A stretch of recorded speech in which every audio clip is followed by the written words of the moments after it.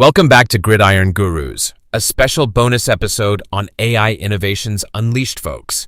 It's Championship Sunday, and the tension is thicker than a linebacker's neck. I'm your host, Chuck, and with me is my nemesis, as he beat me this year in fantasy football. Hello, Greg. That's right, Chuck. Love me some Saquon Barkley. We've got two titanic clashes brewing.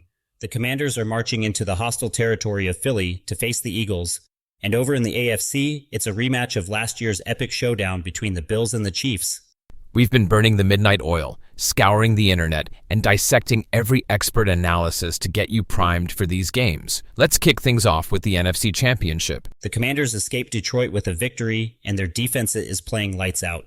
That defensive line is ferocious, but the Eagles looked unstoppable against the Rams, and they have the home crowd roaring behind them. Absolutely. ESPN's John Keim highlighted the Commanders' defensive front, led by Darren Payne and Jonathan Allen, as the key to disrupting Jalen Hurts. He even quoted defensive coordinator Jack Del Rio saying, "We got to get after the quarterback." But, as Sheil Kapadia over at The Athletic pointed out, the Eagles' offensive line is like a brick wall.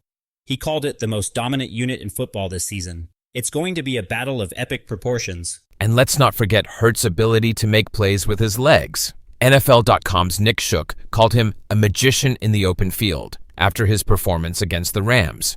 I think the Eagles' offense is just too multifaceted, and they'll wear down the Commanders in the second half. I'm with you on that one. The Eagles are a more complete team, and they're playing with a fire in their belly. Key points to watch in the NFC Championship game. 1. Commanders' D-line versus Eagles' O-line. The trenches will be the battleground. Can Payne and Allen get to Hurts? 2. Eagles' run game. Can Saquon Barkley and the Eagles control the clock and keep the Commanders' offense off the field? 3. Turnovers. Which team can win the turnover battle and create extra possessions? Now, let's turn our attention to the AFC Championship. This Bills-Chiefs rematch has all the makings of another classic. Last year's game was an absolute roller coaster. Absolutely. And both offenses are loaded with firepower. Mahomes is playing like a man possessed, and Josh Allen is a force of nature. But as Connor Orr from Sports Illustrated wrote, the Bills' defense has become a no-fly zone this season. Mahomes, though, is the QB that could break them. That's a great point.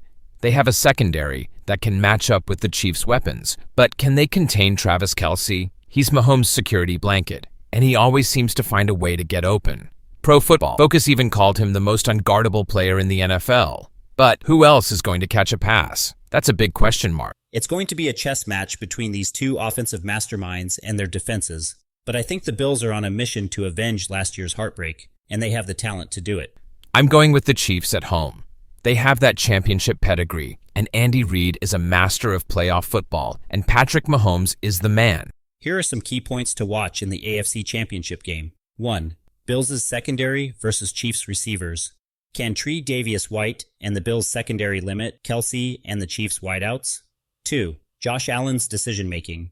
Can Allen avoid costly turnovers against the Chiefs' ball-hawking defense? 3. Coaching. Andy Reid versus Sean McDermott. Who can outsmart the other in this tactical chess match? All right, folks, there you have it. Our predictions for the championship games. Let the debate begin. And don't forget to subscribe and tell your friends about Gridiron Gurus.